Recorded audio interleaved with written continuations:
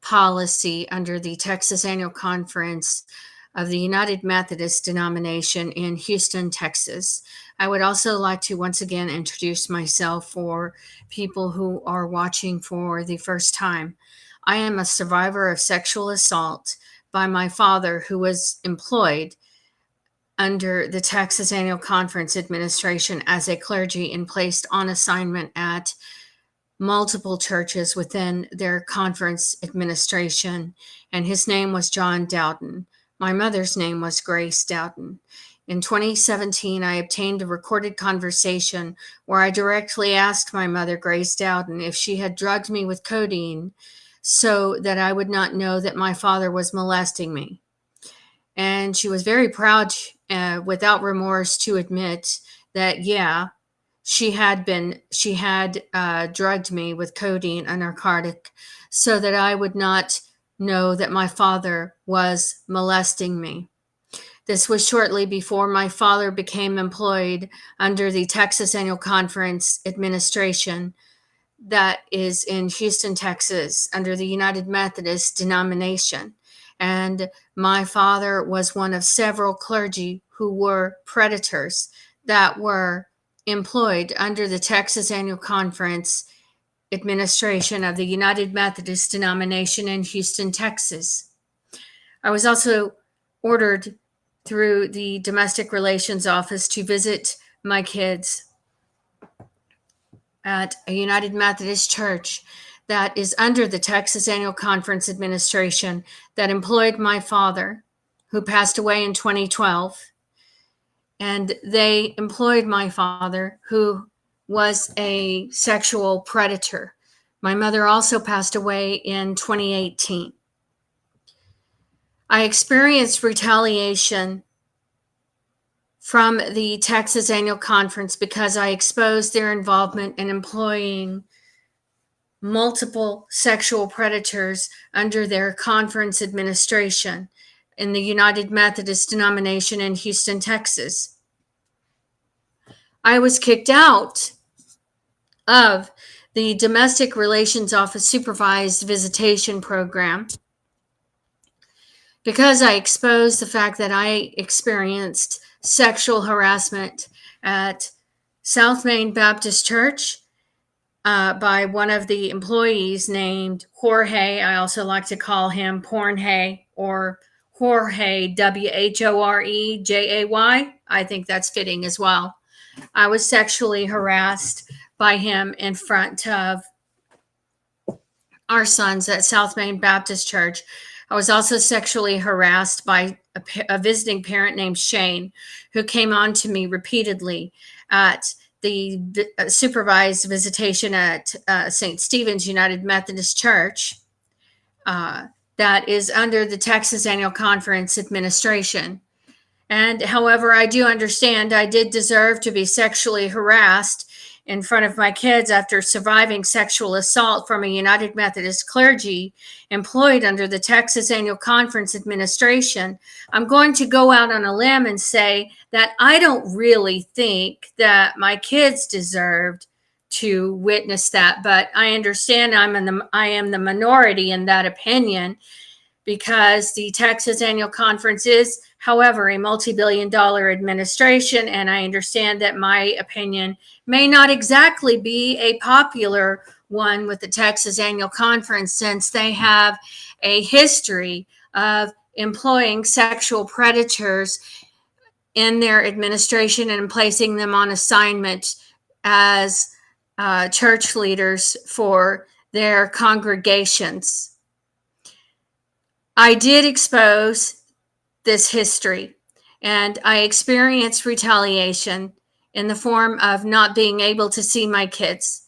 The Domestic Relations Office sent my ex-husband a letter saying that I had been kicked out. They never sent me a letter. They just called and left a voicemail.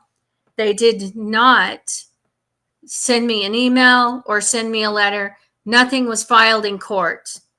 However, I understand, I can see how, not being okay with being sexually harassed in front of my kids would be frowned upon within the United Methodist denomination and under the Texas Annual Conference administration and within the family court system of Harris County.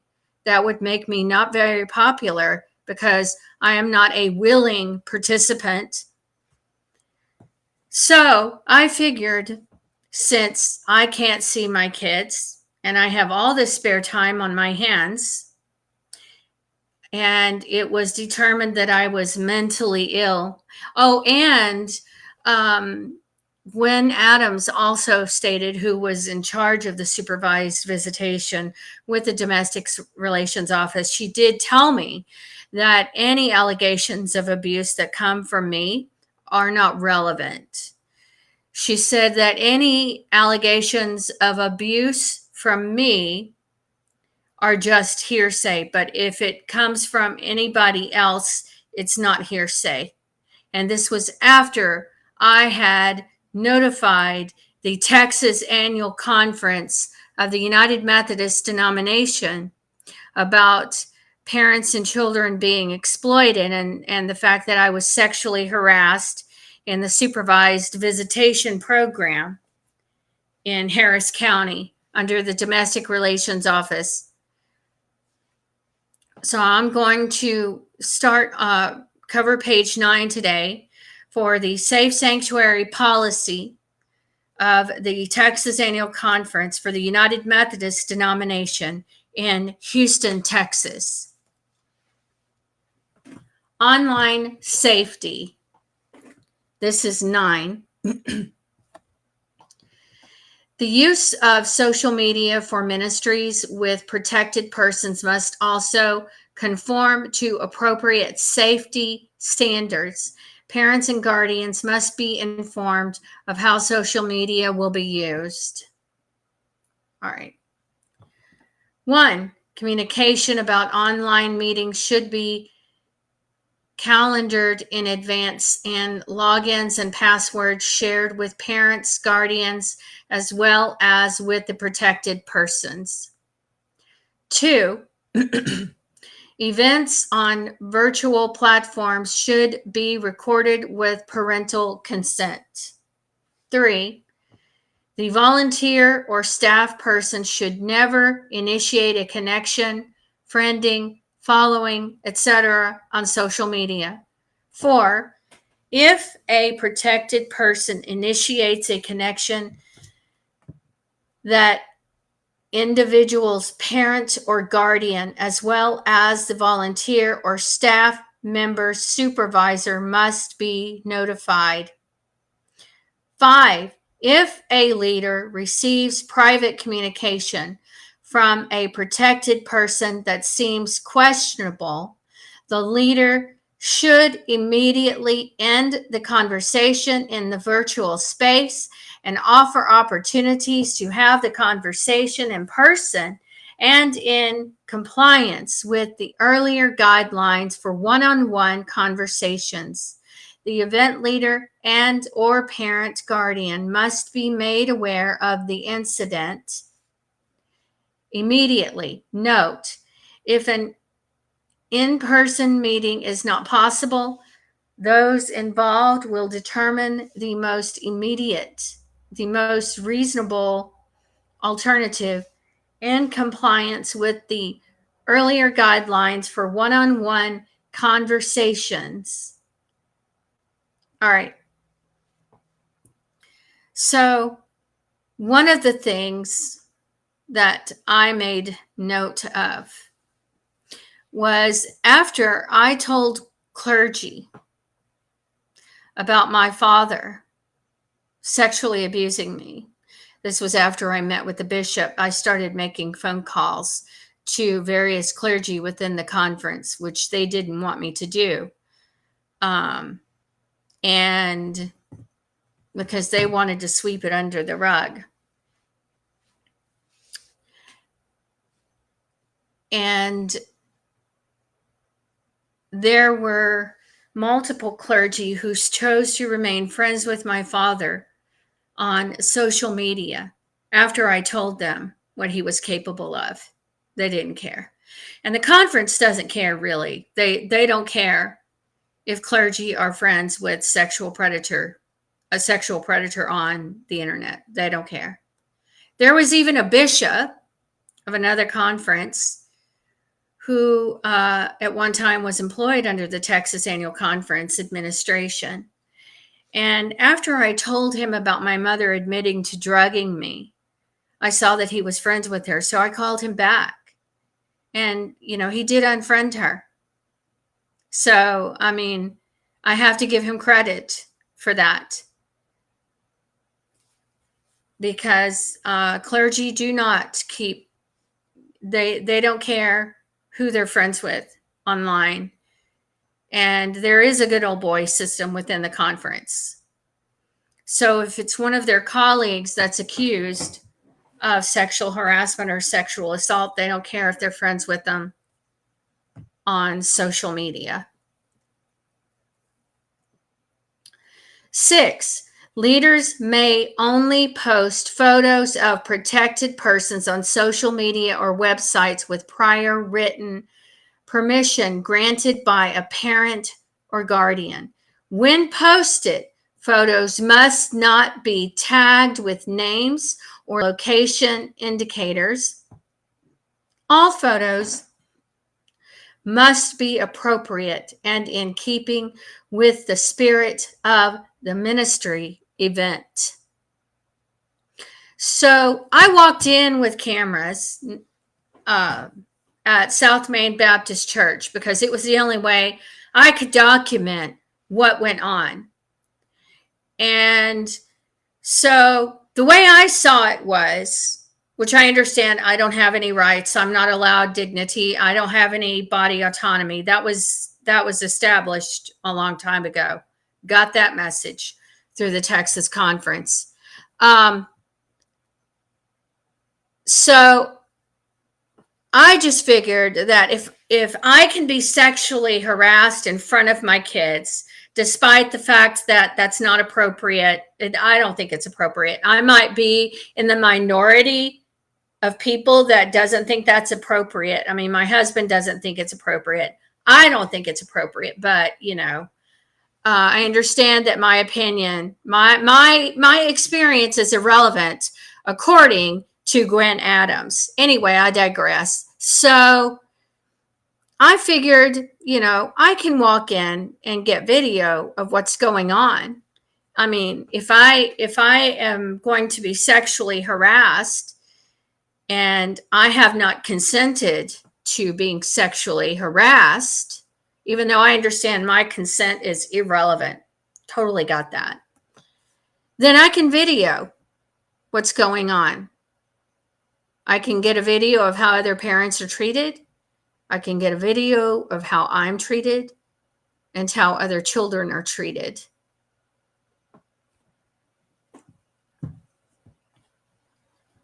And I have that video footage, by the way. I also have video footage of myself in the restroom because, we were followed to the restroom at St. Stephen's United Methodist Church.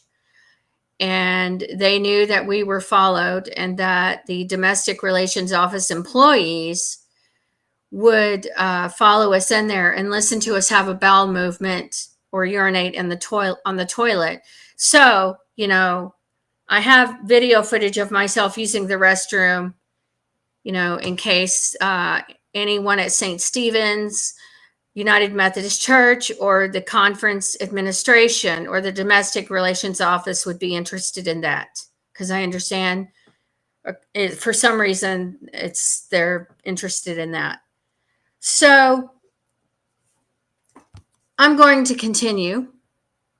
This is 7. All protection policies apply to online platform meetings like Zoom, Skype, Messenger, and so on. For example, 2 unrelated adults should be present in the virtual room just as they would be in a physical room. 8, appropriate language and behavior also apply to group communications and virtual meeting platforms. Sexual or derogatory language or bullying are prohibited, and can lead to expulsion from the group. Oh, that does not happen. That is a lie. I know that for a fact. After experiencing retaliation from the Texas Annual Conference administration with the United Methodist denomination in Houston, and after being sexually harassed in front of my kids at St. Stephen's United Methodist Church at the supervised visitation by a visiting parent and being followed to the restroom, and also being a survivor of sexual assault by a United Methodist clergy who was employed under the Texas Annual Conference administration, which is the same administration over St. Stephen's United Methodist Church in Houston, Texas. But I understand, like when Adam said, that's irrelevant. And even though I had ancestors involved, like over a century ago with the East Texas Annual Conference, and were involved with the Texas Annual Conference when there was a merger in 1902, I understand. I clearly, after that, I don't have anything to do with the Texas Annual Conference. So, 9, all online activities should use an official conference, district, or church account, not a personal account. 10, leaders and participants should use their real names as usernames. 11, attendance. Let me circle back to 10, because there are a lot of domestic relations office employees who are there to monitor the supervised visitation, and we didn't even know their name. They weren't even wearing name tags. We didn't have a clue who they were. We also didn't know what they were writing down. Of course, I didn't know I was going to be sexually harassed in front of my kids, but, I understand that's not relevant. Anyway, leaders and participants should use their real names and as usernames. 11, attendance of online meetings should be documented. 12, all electronic communications shall be documented and retained. 13, any inappropriate online communications or those that are potentially harmful in nature must be removed, but should be saved and reported to the event leader, as well as parents, guardians.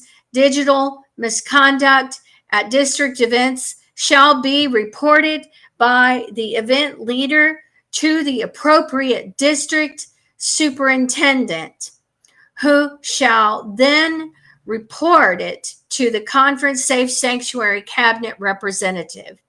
Digital misconduct at conference events shall be reported by the event leader directly to the Conference Safe Sanctuary Cabinet representative. Ain't that a load of shit? Or maybe they care about that. They just don't care about clergy sexually abusing their own children. And they don't care if they retaliate against a sexual assault survivor from their clergy. That could be it. So I also wanted to read some statistics. And all right.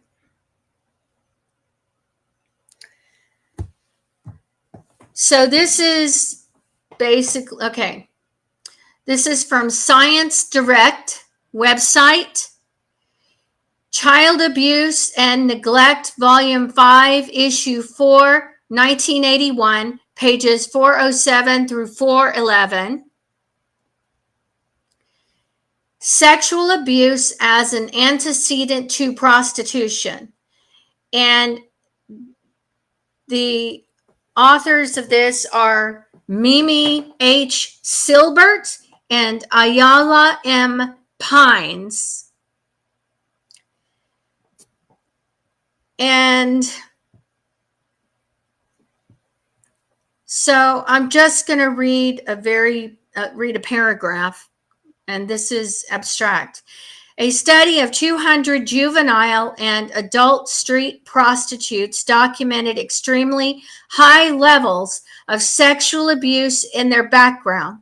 60% of the subjects were sexually exploited by an average of 2 people each over an average period of 20 months. 2/3 were sexually abused by father figures. Sounds familiar? The abuse had extremely negative emotional, physical, and attitudinal impacts. 70% of the women reported that the sexual exploitation definitely affected their decision to become a prostitute. The others reflected the influence in their open-ended comments. Findings make a unique contribution to both the studies of the antecedents to prostitution and the long-term impacts of sexual abuse.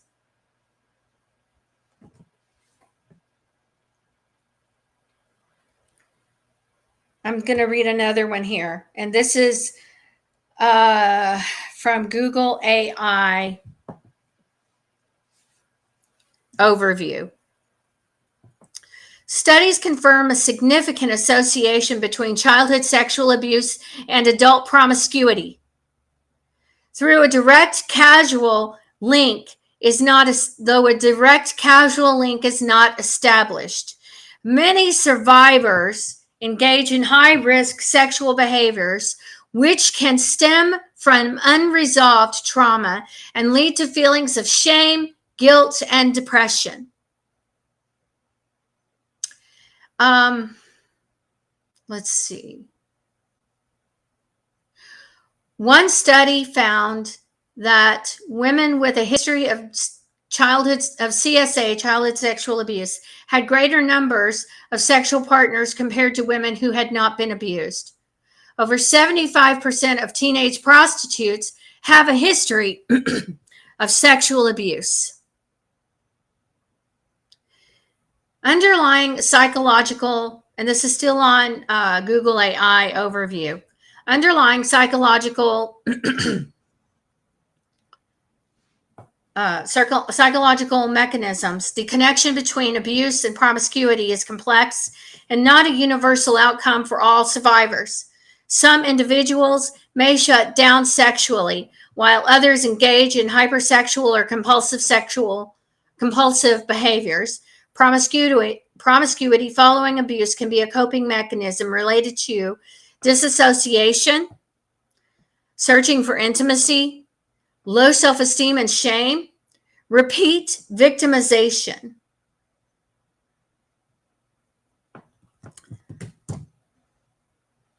So I remember reading in one of the policies, and I'm going to go over these policies again on another platform because I have other platforms. And I don't remember where it was. I read something about the lifestyle of anyone who makes allegations is taken into consideration. I could be wrong, but I think I recall reading about that. So here's what I have learned. It took me years to figure this out. I was sexualized by multiple family members, and it was not consensual. The most came from my father. But I can see how I would be the dirty laundry of the Texas Annual Conference because of that. They're not responsible for employing these type of clergy who are capable of sexually abusing young girls. The victims are responsible. I can see how they would feel that way. But it's not a sexual orientation. And what I learned about myself and the time I went through promiscuity was I didn't understand this at the time. I wasn't thinking. I was just an automatic pilot because subconsciously, what I had not yet figured out was that subconsciously in my mind, because I had been sexualized so much, and Dr. Robert Hudspeth talking about women developing breast in a counseling session would also be a part of that, because how the hell is that appropriate? But anyway, what would I know about appropriate? After all, I learned about what was appropriate, or what I thought was appropriate, from the Texas Annual Conference Administration, because there were a lack of boundaries. And subconsciously, I didn't understand that if my only option, if I was put here on earth to be treated, to be slimed and treated as garbage and overly sexualized by creeps, and if I had to choose between pursuing relationships with other men over being sexualized by a family member like my father, I would rather pursue relationships with other men. And that makes sense with what I was put through. I understand, shame on me, because, I didn't have that figured out at a young age, right? Shame on me for all of the trauma that I went through. And I'm raised around clergy who have a minimum of a master's degree.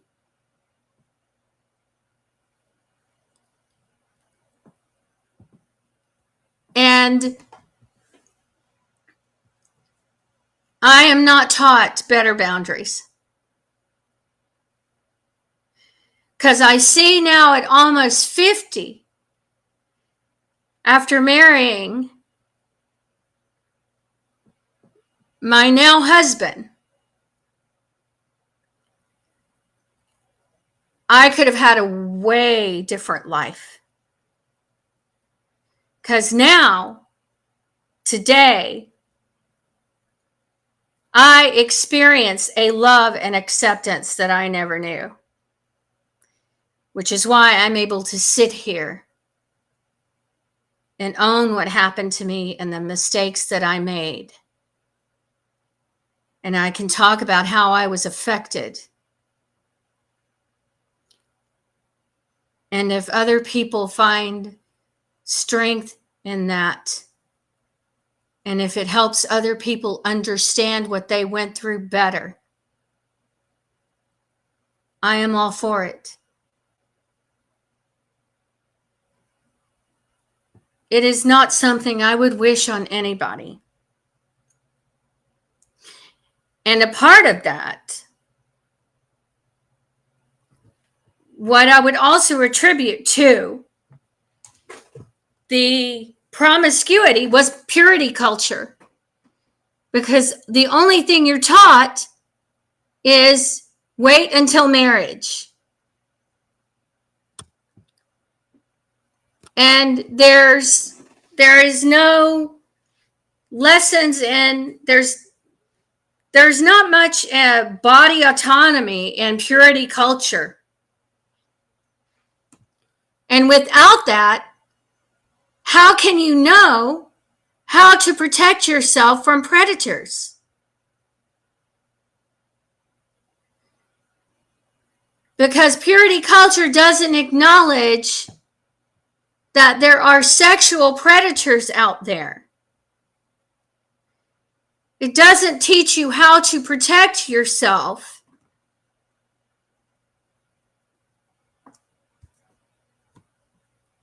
And it is a toxic environment. If you're raised in purity culture, but you are sexualized by the people you're supposed to be able to trust. I mean, it contradicts the whole point of purity culture. It goes hand in hand, even though people don't think so. Today, I know that I have more value. Some days I do, some days I don't. I haven't completely overcome the low self-esteem. I haven't completely overcome how I see myself. What I have done is I have accepted it. So when it pops up, I understand. Or it comes out in sarcasm. Because that's how I cope. And how can you criticize someone how they cope if learning on their own was all they had, was all that was accessible?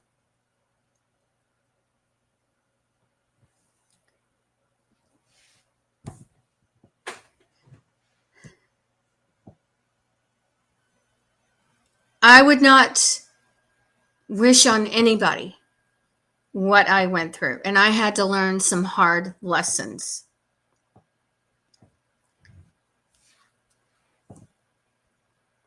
And for me to realize that subconsciously, I felt like the only way, my only value to any man was sexual. I mean, how depressing.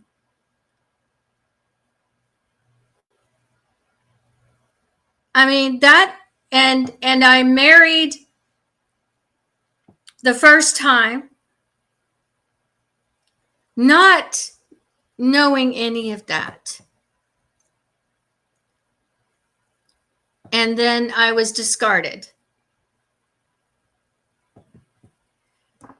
And I went back into a promiscuity phase.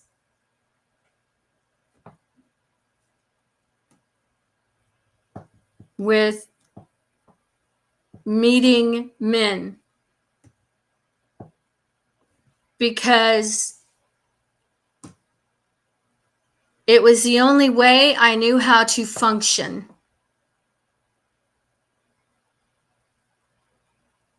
I would date, and there were no boundaries. And I didn't know how to date.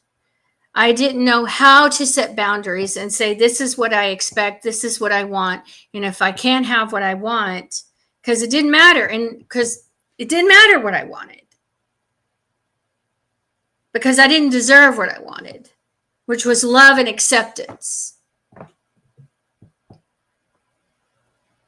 So I had to get the love and acceptance however I could get it. And today, I have a healthy relationship. And my husband and I have both been through our own experiences, our own traumatic experiences.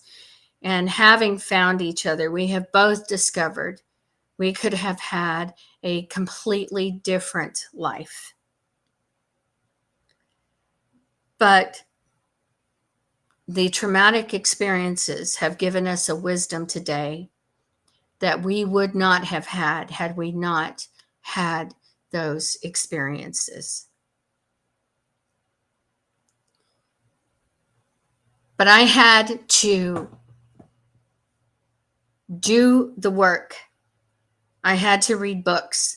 I watched online relationship experts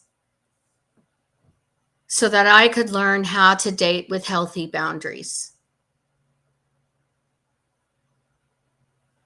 I am a very introspective person. So if I don't know how to do something, I'm going to research it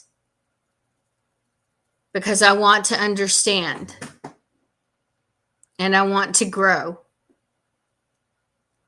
and I don't want to stay stuck.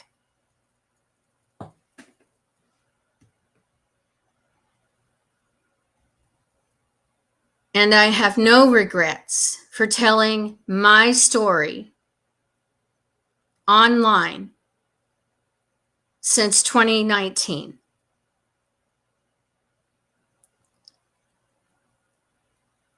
And the Texas Annual Conference has a responsibility to any sexual assault victims, anyone who has survived sexual assault from clergy that have been employed under their administration. They have a responsibility to repair what damage they can.